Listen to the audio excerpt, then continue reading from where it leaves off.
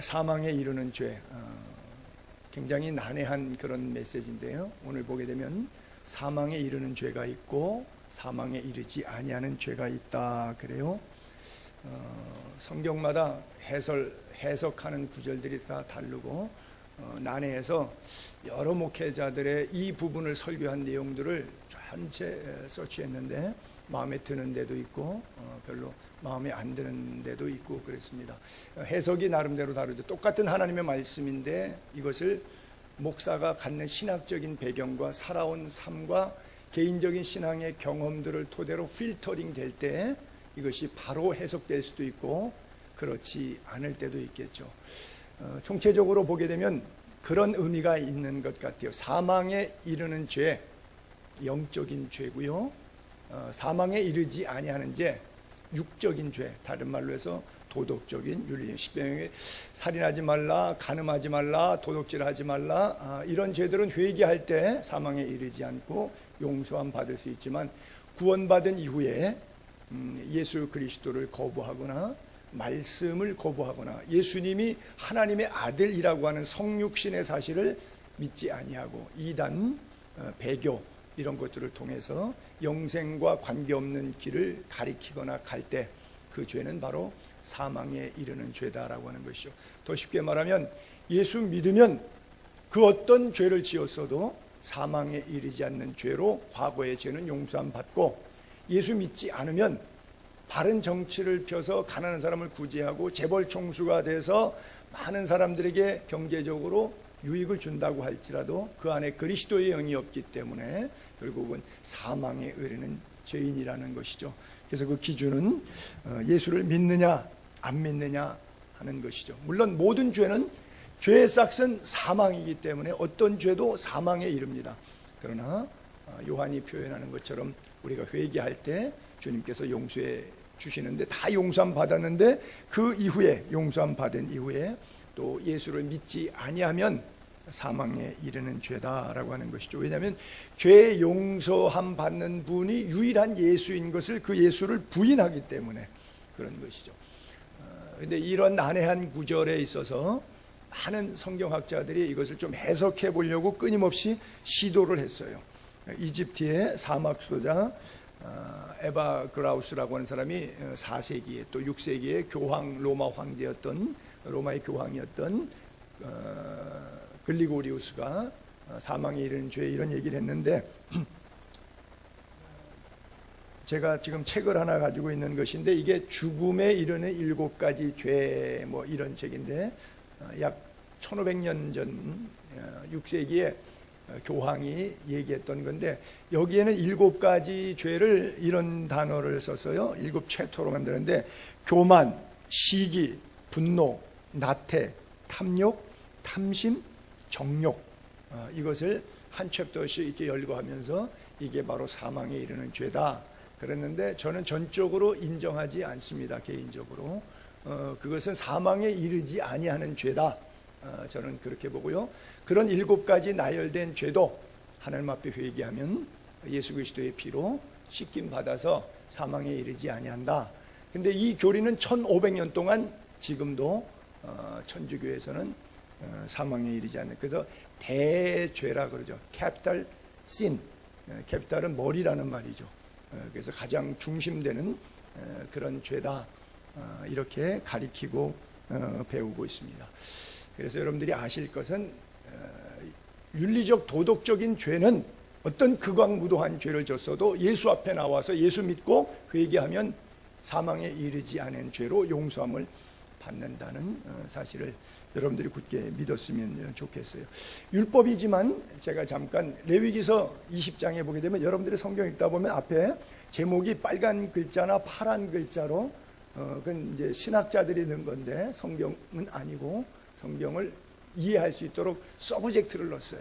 거기 보게 되면 죽음에 이르는 죄라고 하는, 사망에 이르는 죄라고 하는 것이 나오는데 주로 레위기 20장에 제가 몇 구절 쭉 올려볼 테니까 한번 봅시다. 너는 이스라엘 자손에게 또 이르라. 그가 이스라엘 자손이든지 이스라엘의 거류한 거류민이든지 그가 자식을 몰렉 신에게 우상에게 뭐 불 가운데로 지나가게 번제로 태워 죽이는 이런 것들을 주면 반드시 죽여라. 이건 우상 숭배이기 때문에 자식을 우상에게 죽이는 거죠. 만일 누구든지 자기 아버지나 어머니를 저주하는 자는 반드시 죽여라. 또 남의 아내와 간음하는 자, 이웃의 아내와 간음하는 자, 그 간부와 음부를 반드시 죽여라. 또 아버지 아내와 동참하는 자, 아버지 하체를 범했기 때문에 둘 다 반드시 죽여라. 옛날엔 첩을 많이 두다 보니까 첩하고 큰아들이 간음하는 경우가 서모 빌하하고 야곱의 첫 번째 아들 루벤이 바로 그런 상태죠. 누구든지 그의 며느리와 동침하거든 둘 다 반드시 죽으니라. 야곱의 넷째 아들이 유다인데 며느리 다말하고 관계 속에 있었죠. 이런 거, 누구든지 여인과 동침하듯 남자와 동침하면 둘 다 가증한 일을 행한즉 반드시 죽일지니라. 이것은 바로 남성 동성애죠. 좀 직접 말하면 학문성교하는 이런 것들을 얘기하는 것이죠. 누구든지 아내와 자기 장모를 함께 데리고 살면 악행이기 때문에 함께 불살러 죽여라 이렇게 되어 있고요. 또 남자가 짐승과 교합하면 반드시 죽이고 짐승도 죽여라. 반대로 또 여자가 짐승을 가까이서 교합하면 여자와 짐승을 반드시 죽여라. 또 남자나 여자가 접신하거나 박수무당이 되거든 반드시 죽일지니라. 그래서 반드시 죽이라고 하는 내용들이 레위기서 20장에 보게 되면 여러 구절에 나와요. 이것은 육신에 관한 죄로서 결국 주 앞에 회개하면 다 용서함 받는 거예요. 구약시대는 반드시 죽여야 되는데 저것은 3500년 전에 모세가 시내산에서 받은 율법이에요. 그게 1500년 동안 유효했어요. 3500년 전부터 1500년 동안 유효하고 2000년 전에 예수님께서 이 문제를 해결하셨어요. 그래서 어떤 윤리, 도덕, 육적인 죄악도 극악무도하고 반드시 죽여라고 율법에 써 있어도 예수 믿고 구원받은 사람은 그 죄를 더 이상 불문가지, 일사부재리의 원칙처럼 한번 지은 죄 예수 피로 씻김 받았기 때문에 그 죄가 내 공로는 씻을 수 없지만 예수 피가 씻어줘서 그 예수를 믿는 믿음으로 구원받기 때문이라고 하는 것이죠. 그래서 요한 1서 1장 9절에 보게 되면 만일 우리가 우리 죄를 자백하면, 즉 회개하는 삶을 살면 하나님은 미쁘신 하나님, faithful, 신실하신 하나님, 그 다음에 의로우신 하나님, 그래서 우리 죄를 용서해 주시고 모든 불의에서 깨끗하게 만들어 주신다. 왜? 십자가에서 it is finished, 다 이루었다. 우리의 죄를 다 완성하셔서 대신 십자가를 지셨기 때문에 우리가 죽어야 되는데 우리가 죽지 않고 예수님이 돌아가신 것이죠. 그래서 그 믿음으로 살고 그 말씀에 순종하면 예수의 의가, 예수의 자유함이, 예수의 용서가 우리의 것이 된다라고 하는 말씀이죠. 단 여기에 나오는 이런 율법들이 구원 얻은 과정으로 필요하진 않아요. 그러나 뭐에 도움이 되냐? 구원 얻고 예수 믿은 다음에 신앙생활을 영적으로 잘 유지하는데 영성 훈련에는 도움이 돼요. 그렇잖아요. 율법이 구원 얻지는 않아요. 예수님께서 십자가에서 나는 율법을 폐하러 온 것이 아니라 완성하러 왔다고 말씀하셨기 때문에 완성받은 예수 그리스도를, 구원이 완성된 사람은 은혜를 알기 때문에 은혜를 아는 자답게 산다는 것은 그까지 율법에 하지 말라는 것, 하라는 것 다 이미 지키고도 남는 은혜가 우리에게 있는 거고 그 말씀의 힘과 능력, 에너지가 우리 안에 이미 있는 거예요. 그래서 율법이지만 우리가 윤리와 도덕적인 죄를, 육체의 죄를 범하면 영적인 죄로 자꾸 발전해 올 가능성이 있기 때문에 가능하면 육적인 죄도 율법이지만 구원과는 무관하지만 성경적 방법으로 살아야 된다. 이 말씀을 요한 사도가 하고 있는 거예요. 잠언 6장 16절에도 하나님이 미워하는 것, 하나님 마음에 싫어하는 것이 한 6, 7가지가 된다. 이게 뭐냐? 교만한 눈, 거짓된 혀, 무지한 자의 피를 흘리는 손, 악한 계교를 꾀하는 마음, 빨리 악으로 달려가는 발, 거짓을 말하는 망령된 증인, 또 형제 사이를 이간하는 자, 이런 것들이 하나님 미워하고 하나님이 싫어하는 것들이다 그래요. 그래서 오늘 본문은 영혼 구원을 위한 중보 기도를 우리에게 강조하고 있는데, 일단 영생에 있는 것 확인하고, 혹시 우리 형제가 영생이 없다 그러면 그 안에 영생을 위해서 중보 기도하라, 이 말씀을 13절, 14절, 15절에 이렇게 쓰죠.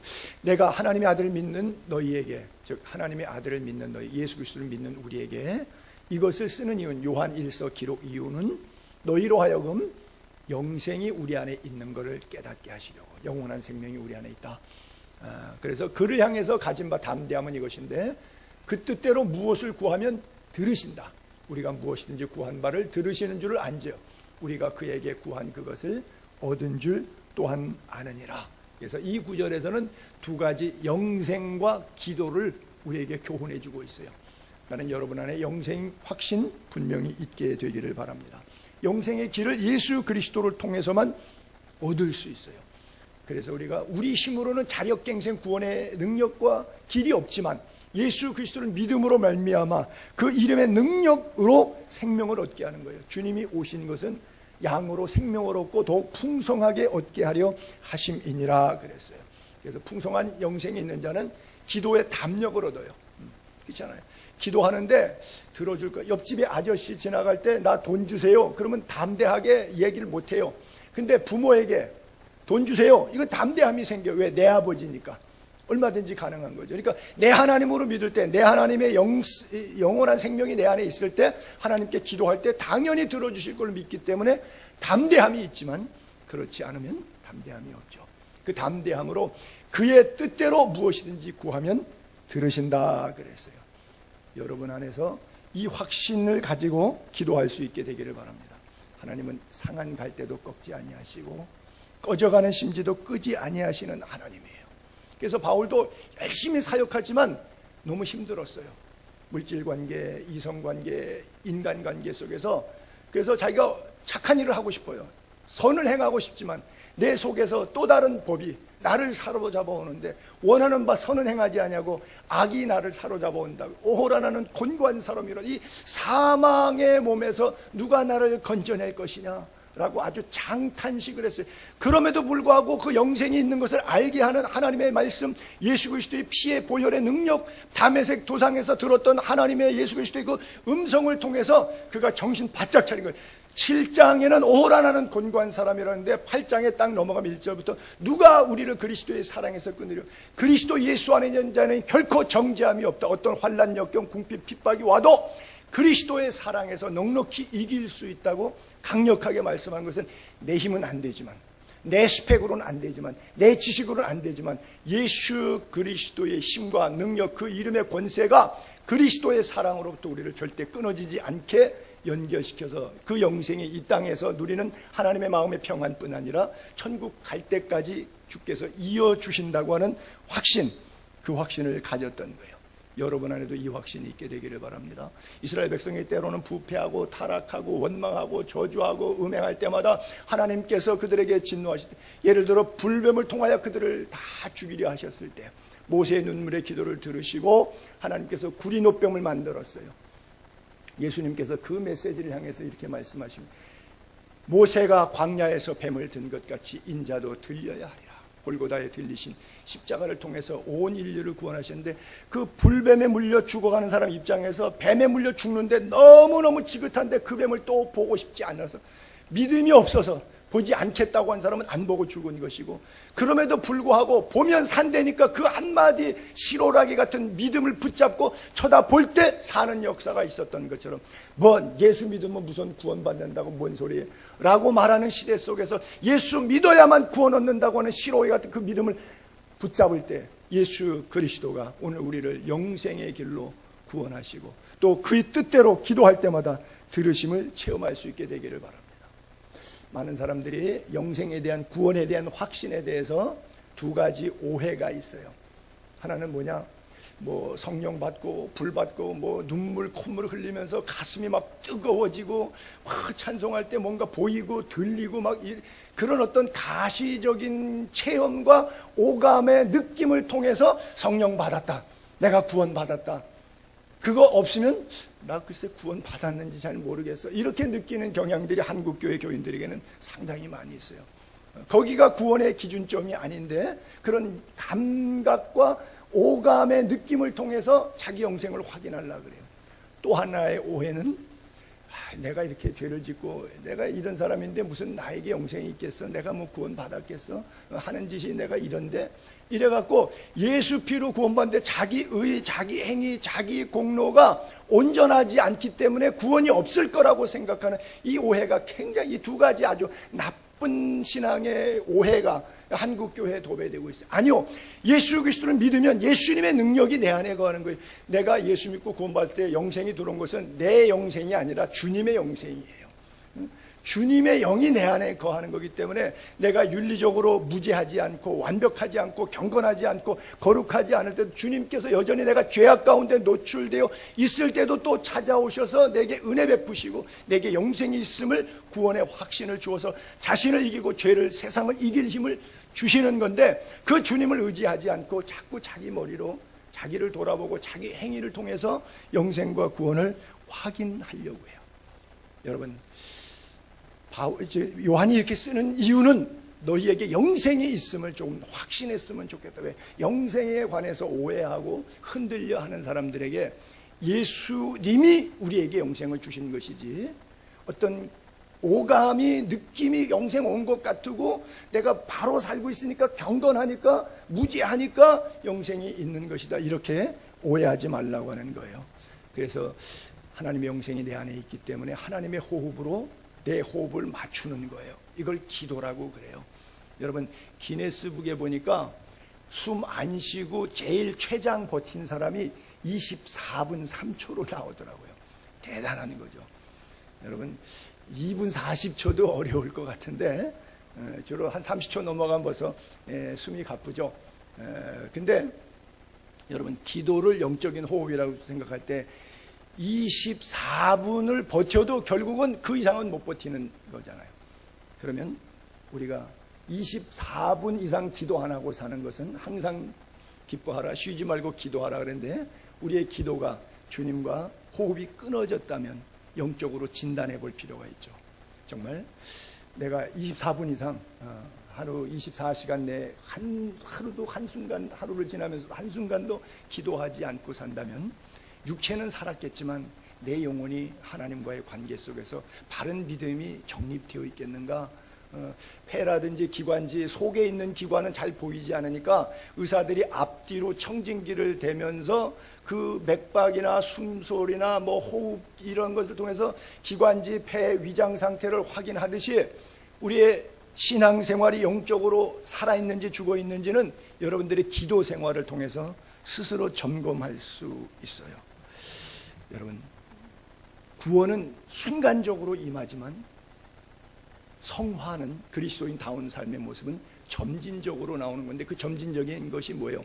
아이가 왕 태어나는 거는 1분 1초에 몇 월, 며칠, 몇 시, 몇 분에 몇 킬로로 태어났습니다. 그건 순간적이지만, 그러나 그게 인간다운 구실하려면 얼마나 많은 시간 숨쉬고 얼마나 많은 시간 먹어야 돼요. 영적으로 그리스도인다운 모습을 갖추기 위해서 여러분들이 얼마나 많이 기도하고 영적으로 호흡과 동시에 얼마나 많은 양식을, 하나님의 말씀을 잡수셔야 되겠습니까?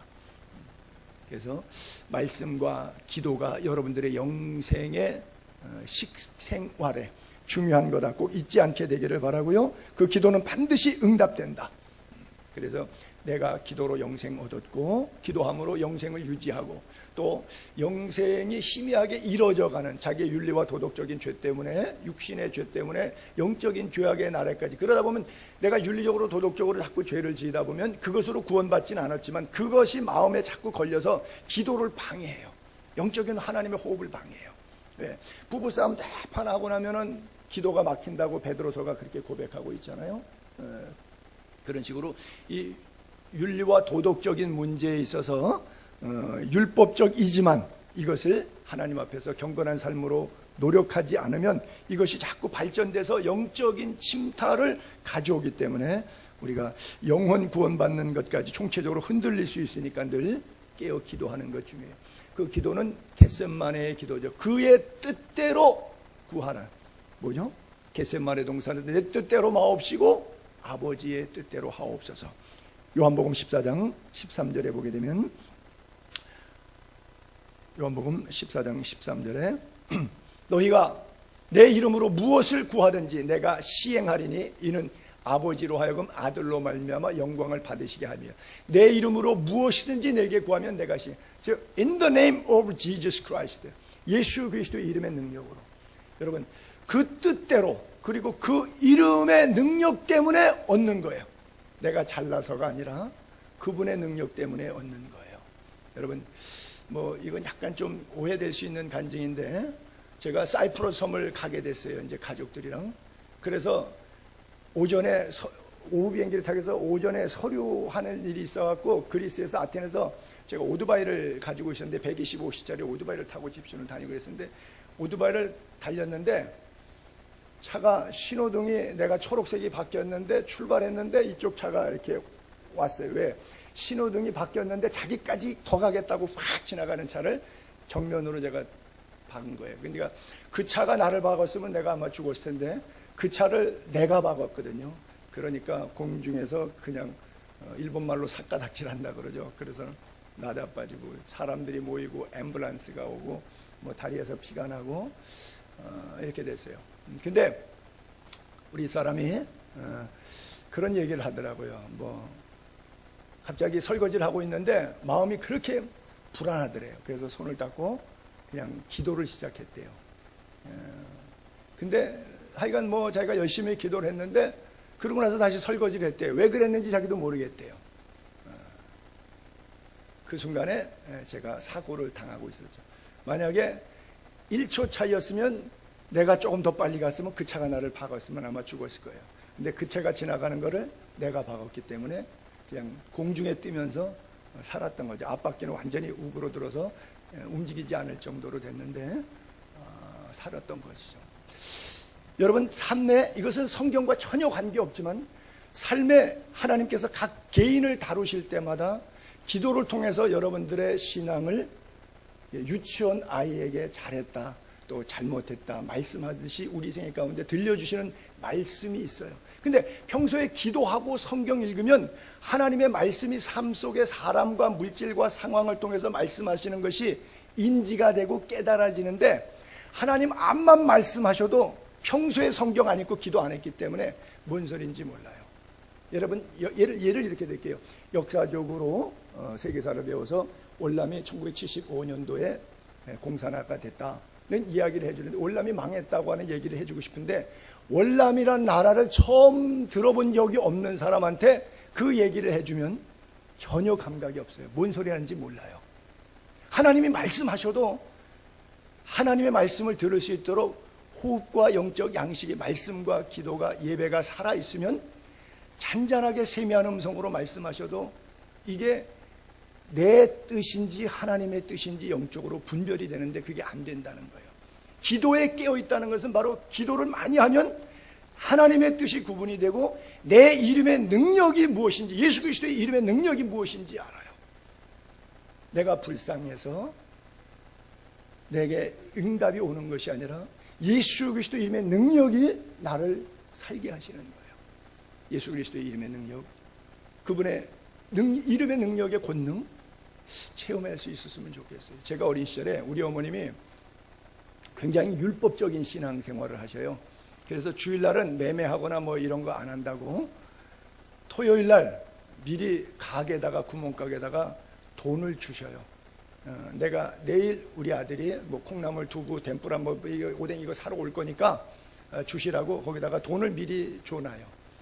옛날엔 집집마다 냉장고 이런 거 없으니까 미리 사지도 않고 또 안식일을 지킨다는 그런 개념 속에서 돈 매매는 이미 전날 이루어진 거예요.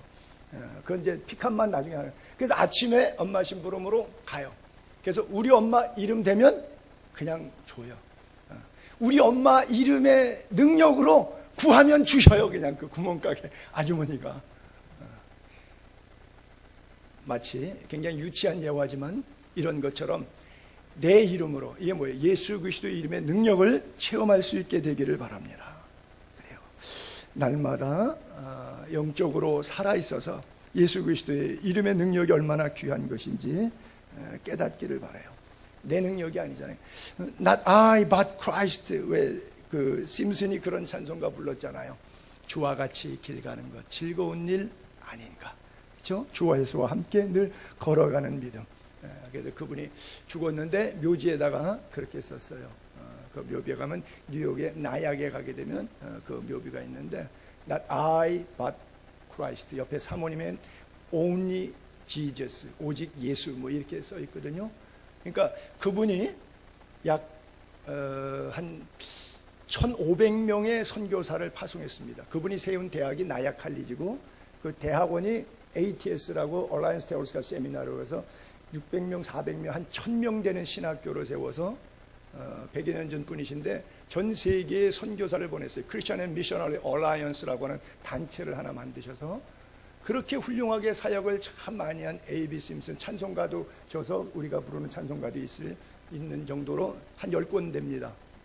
근데 그분이 묘지에 그렇게 해서 지금까지 한 것이 not I, 내가 한 게 아니라는 거예요. But Christ, 주님이 하셨다고 하는 것이죠. 여러분 예수 믿다 보면 때때로는 즐거운 길만 가는 것이 아니라 고난의 길, 힘들고 괴로울 때도 있지만 주와 같이 길 가는 것, 즐거운 일 아닌가. 기쁨으로 걷게 되기를 바랍니다. 기도가 살아있는 한 우리의 신앙의 삶은 늘 기쁠 수밖에 없어요. 지난 학기에 여러분들이 제가 광고해서 우리 신학생들 한 100여 명에게 이 책을 제가 읽다가 너무 좋아서 뭐 필리핀이고 영국이고 목회자, 선교사 훈련 가면 제가 강의안을 따로 안 만들고 이게 Lecture to my student, 스펄전 목사님이 목회자 후보생들에게 강의한 거예요. 나의 학생들에게 했던 그 강의안을 여기다가 만든 거예요. 그래서 목사의 기도 생활, 영성 생활, 성경 읽고 설교하는 그 자세들에 대해서 이렇게 썼는데 학생들에게 여러분들의 헌금을 통해서 이것을 배포했거든요. 제가 배포하면서 그랬어요. 이게 돈 100만 원 이상 들여서 여기 100여 명이 있는 학생들에게 이거 다 하는데 내가 볼 때는 5%나 읽을까 말까, 이거 받으면 그냥 책꽂이에 들어가서 읽지도 않을 거다. 그러면서 내가 바보처럼 5%의 학생 가운데 한두 명이라도 여러분들이 좋은 목회자가 나올 수 있다면 재료가 되기를 바란다고 이렇게 바보짓을 한다. 제발 읽어라.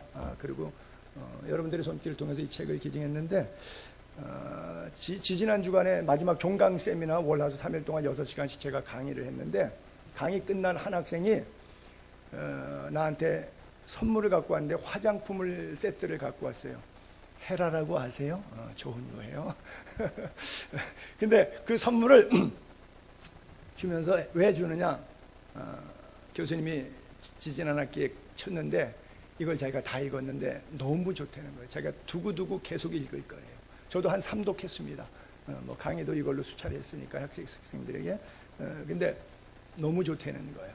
그래서 은혜를 너무 많이 받아갖고 자기 그 은혜를 독후감처럼 남편에게 나누면서 얘기했대요. 여보, 교수님에게 선물 좀 하게, 나 돈 좀 달라고. 그래서 비싼 제일 좋은 화장품을 나에게 세트로 선물을 이렇게 줬어요. 그랬더니 그 학생이 핸디캐퍼예요. 여기에 그런 말이 써 있거든요. 신앙생활이 기도가 없기 때문에 평생 절름발이로 산다, 이런 말이 있어요. 근데 강의하는 도중에 그 얘기가 나와서 얘기를 하는데 순간 뒤에 앉아서 그 휠체어에 앉아있는 학생이 가슴에 딱 와 걸리는 거예요.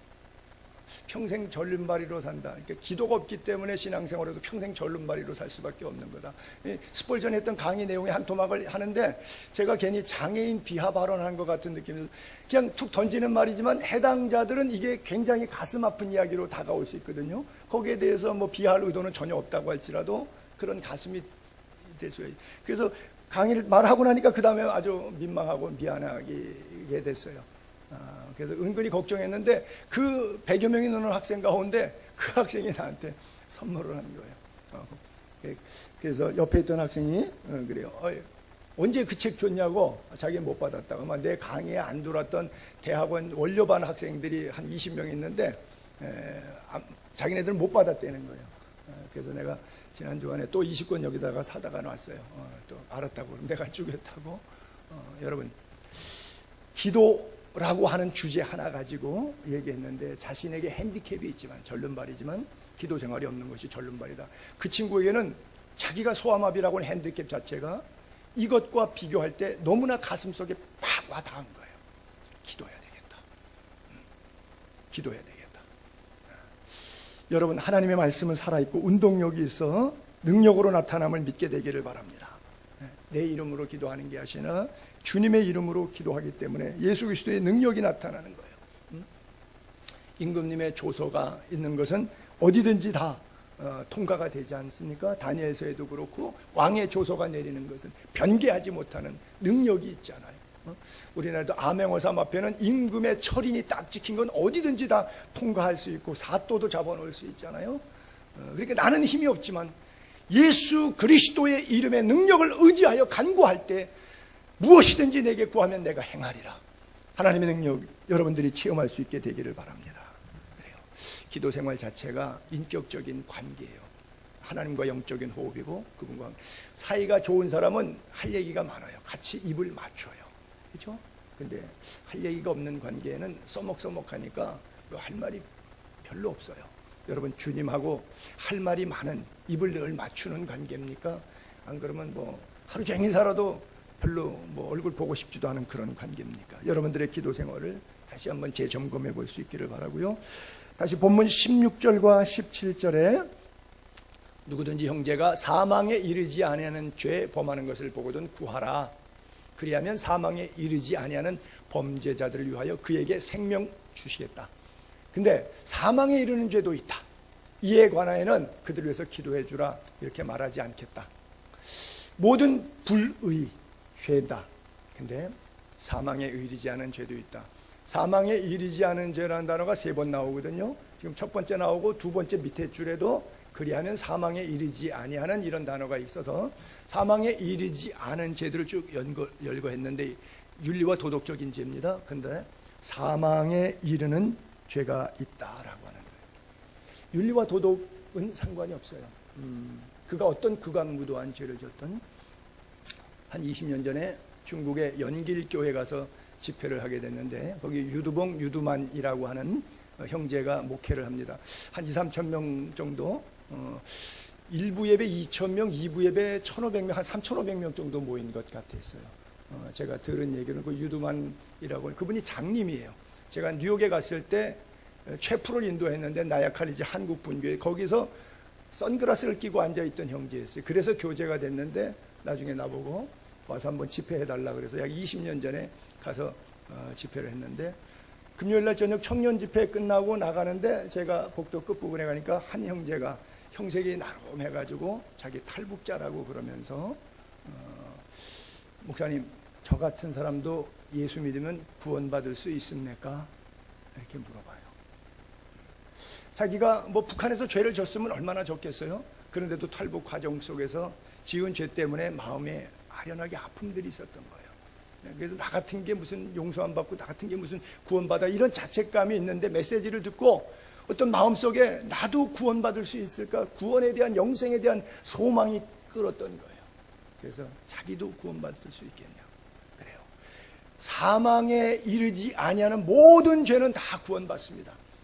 반복적으로 윤리와 도덕 어떤 죄도 율법적인 어떤 죄도 다 구원받습니다. 근데 예수 그리스도를 믿지 않으면 이건 해결할 방법이 없어요. 하나님의 아들로 이 땅에 오셨다는 것 믿지 않으면 십자가가 예수님이 죽은 게 아니라 내가 죽을 걸 대신 그분이 죽은 거기 때문에 그 십자가의 죽음이 나와 동일시되지 않는 한 예수의 부활이 내 부활로 동일시되지 않는 한 나는 영생 얻을 수 없어요. 사망에 이르는 죄에서 아직 구원받지 못했다고 볼 수밖에 없어요.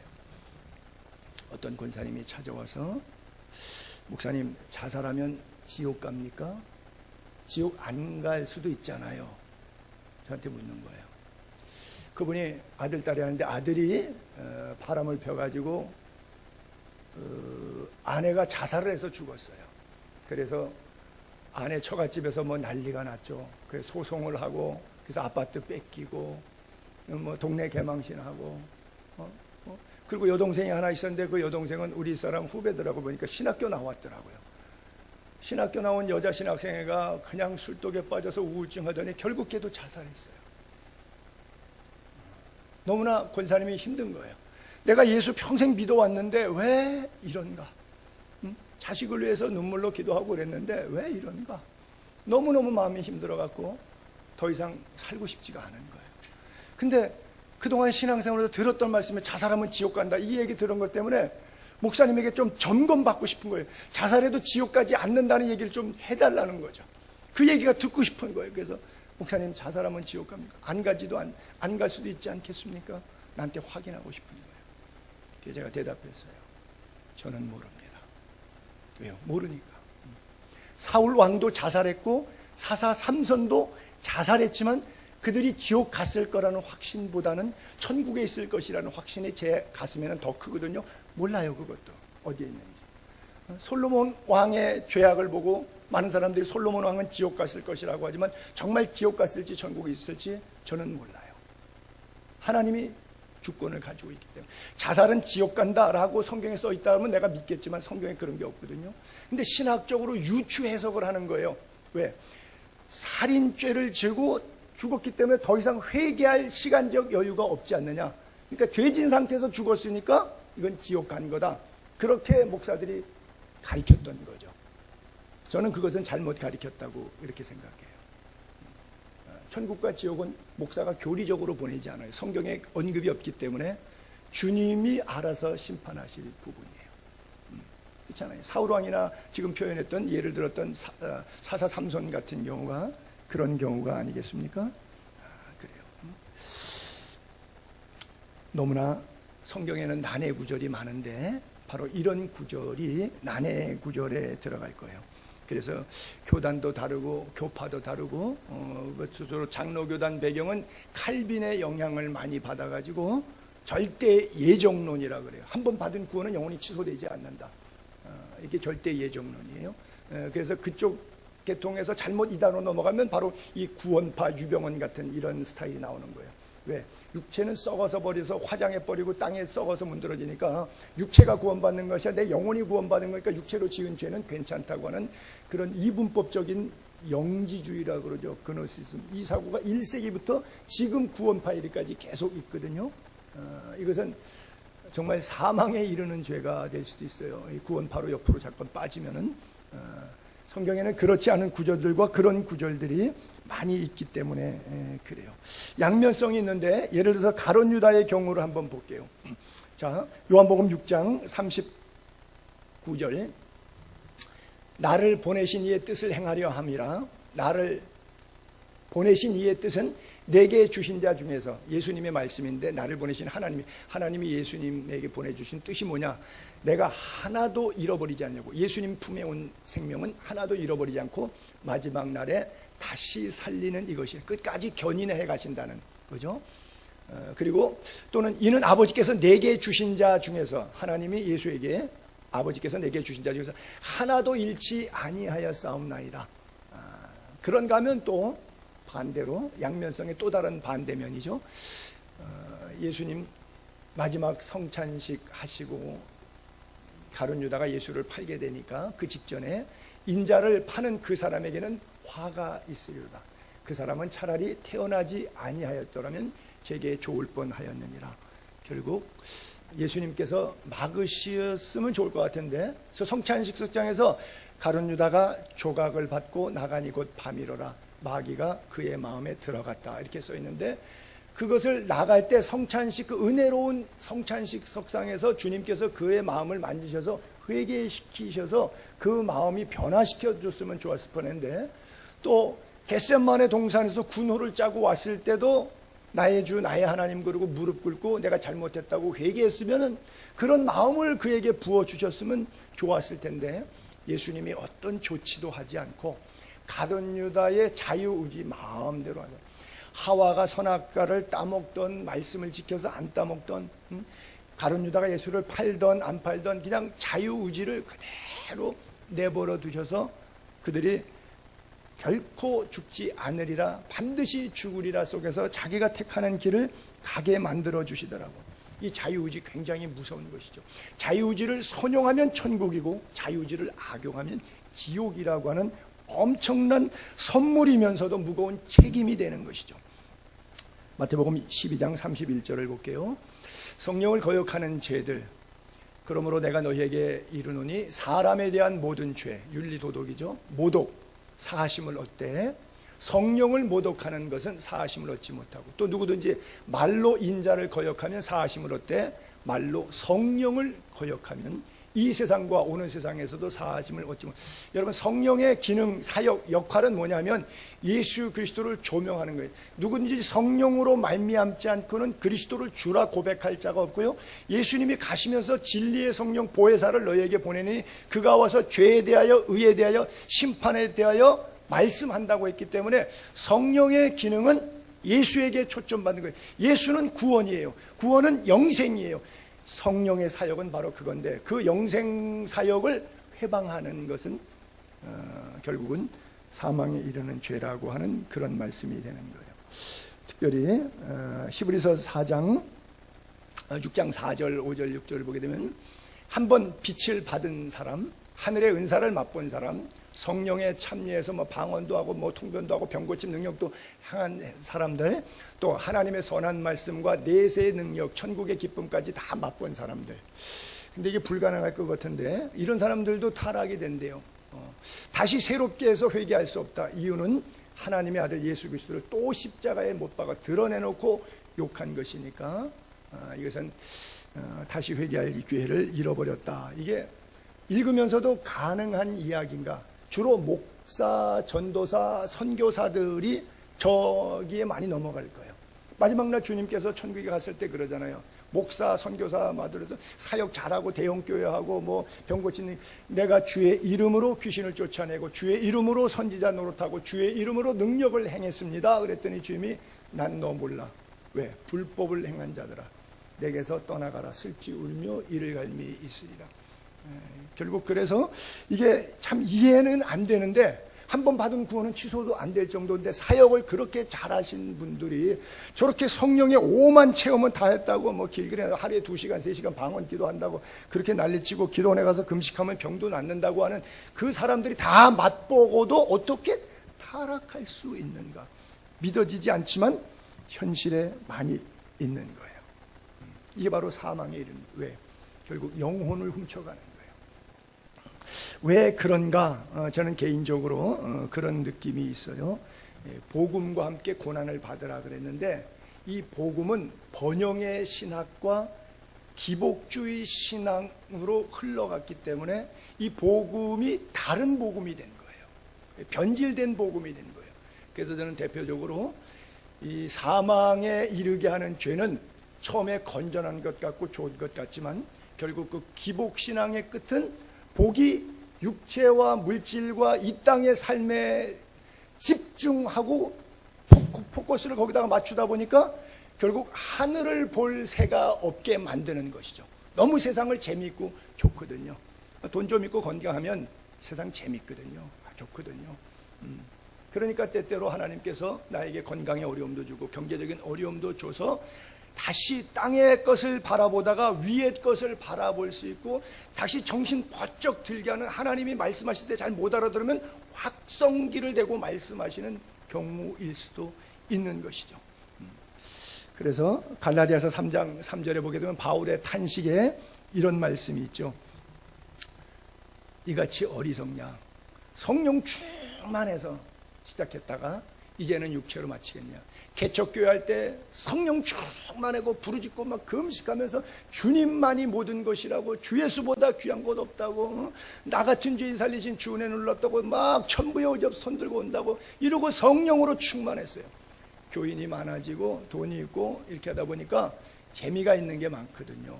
권세가 있는 게 많거든요. 그러니까 뭐예요? 이제 슬슬 육체가 되는 거예요. 이게 사역자들의 주로 그래요. 그래서 기복신앙을 갈라디아서 1장 6절에 보게 되면 저는 다른 복음을 기복신앙이라고 생각하고 싶은데요, 그리스도의 은혜로 너희를 부르신 예수 그리스도를 속히 떠나요.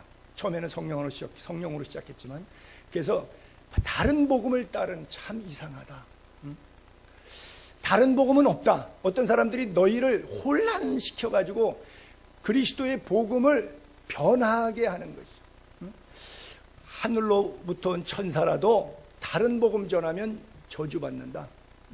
전에도 말했거니와 이제 또 반복한다. 너희가 받은 예수 그리스도로 구원 얻는다는, 영생 얻는다, 이것 외에 기복신앙, 복, 이런 육신의 한계로 복음을 제한하면 바로 저주받는다. 그래서 영의 사역을 교인들이 고마워서 물질 내니까 이게 육의 사역으로 뭐 빌딩 짓고 뭐 하다 보니까 교회가 콘크리트가 되고 벽돌이 되고 인테리어가 화려한 장소가 되고 밴드가 되고 프로그램이 되고 얼마든지 그럴 수가 있죠. 왜?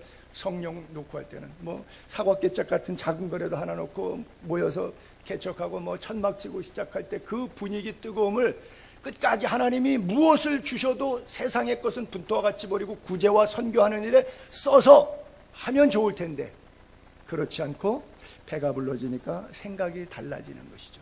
그게 예레미야서잖아요. 계속해서 너희 죄 때문에 바벨론 느부갓네살 왕이 와서 망하리라 그랬더니 스드기야를 포함해서 400명의 선지자들이 무슨 소리 하는 거냐. 안 망한다. 하나님이 보호하사 우리나라 만세 절대 안 망해. 왕이 딱 들으니까 400명의 목사가 절대 다수가 망하지 않는다는데 얘는 한 사람만 망한대. 너나 망해라. 감옥에 집어넣고 때리고 웅덩이에 집어넣고. 예레미야서가 바로 그겁니다. 그래서 예레미야가 다시는 예언하지 않겠다고, 설교하지 않겠다고, 복음 전하지 않겠다고 할 때마다 내 속에서 불같이 방망이같이 계속해서 뜨거워서 견딜 수 없어서 외쳐대는 것이죠. 여러분, 이 세상은 두 종류의 사람만 있어요. 한 종류는 하나님을 예배하는 사람, 한 종류는 하나님을 예배하지 않는 사람. 예배하는 사람은 기도하고 성경 읽는 사람입니다. 예배하지 않는 사람은 기도가 뭔지도 모르고 성경책 본 적도 없는 사람이고 관심이 없는 사람입니다. 여러분이 이 나를 예배하는 것인지 전능하신 하나님을 예배하는 것인지 나의 삶의 구조를 잘 들여다보세요. 이 현미경처럼 말씀의 현미경을 놓고 내 신앙의 현주소를 한번 잘 점검해 보세요. 내가 하나님을 사랑하고 있습니까? 기도했더니 하나님이 내게 주실 그 응답의 복들을 사랑하고 있습니까? 내가 예수 믿는 교회 다니는 이유, 내 신앙의 기본 아니라고 하는 것 같지만 그러면서도 내 속의 본심 속에는 내가 하나님을 사랑해서 예배하는 것인지, 예배하면 하나님이 복 주시기 때문에 축복을 사랑하시는 것인지, 어떻게 그 기준을 구분할 수 있냐면, 내가 하나님을 사랑한다고 하면 지금 현재 여러분들이 말씀대로 살고 계신 것이고, 하나님을 사랑하지 않는 이유는 말씀대로 살고 있지 않는 겁니다. 보세요.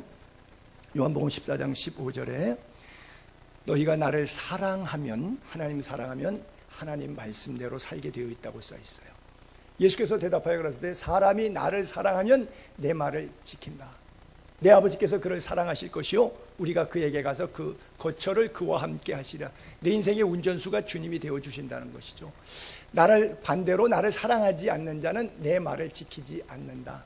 너희가 듣는 말은 내 말이 아니라 나를 보내신 하나님 아버지의 말씀이라 그러죠. 신명기 30장 11절에 한번 볼게요. 내가 오늘 네게 명령한 이 명령은 어려운 것도 아니고 먼데 것도, 하나님 말씀 지키기 너무 어렵다, 어려운 게 아니에요.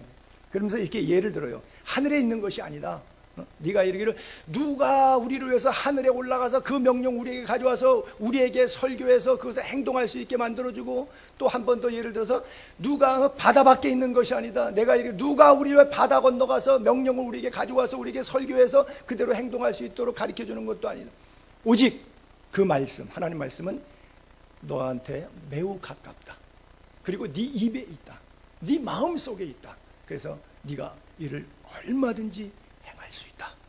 하나님이 주신 자유의지를 선용할 수 있다라고 말씀하고 있는 거예요. 이 자유의지에 대한 엄청난 메시지. 하나님의 선택권을 우리에게 주셨어요. 자, 신명기 30장 15절에 보게 되면 보라, 내가 오늘 인간의 생사화복을 인간 너 앞에 두었다.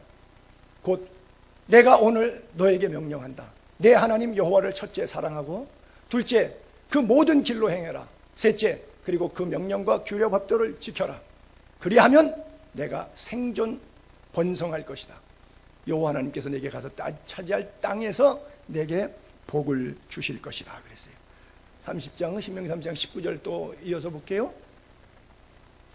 내가 생사화복을 내 앞에 두었다 같은 말이에요.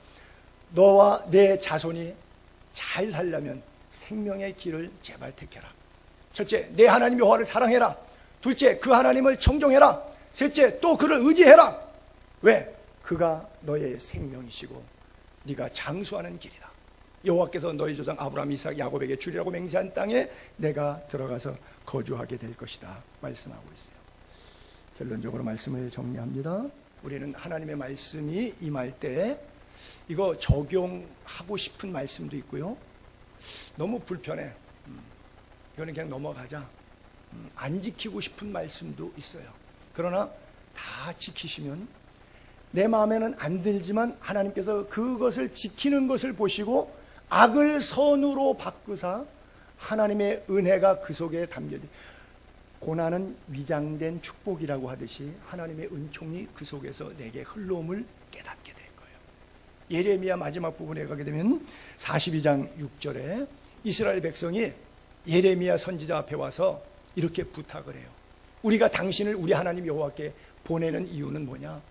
그의 목소리, 하나님의 말씀이 우리에게 좋은 것을 하도록 시키든지 하고 싶지 않은 좋지 않은 것을 시키든지 막론하고 순종하겠습니다. 왜? 우리가 우리 하나님 여호와 목소리를 순종하면 결국 우리에게 합력하여 선이 이루어질 것이고 그것이 진정한 축복이기 때문입니다. 이렇게 고백합니다. 여러분, 이미 우리는 사망에 이르지 아니하는 죄, 예수 그리스도 이름으로 구원, 영생 다 받았습니다. 믿음으로 선포하고 말씀대로 순종해서 날마다의 신앙의 삶이 기쁘고 즐겁고 행복하게 사는 그리스도인들이 다 될 수 있기를 주님의 이름으로 축복합니다. 기도하겠습니다.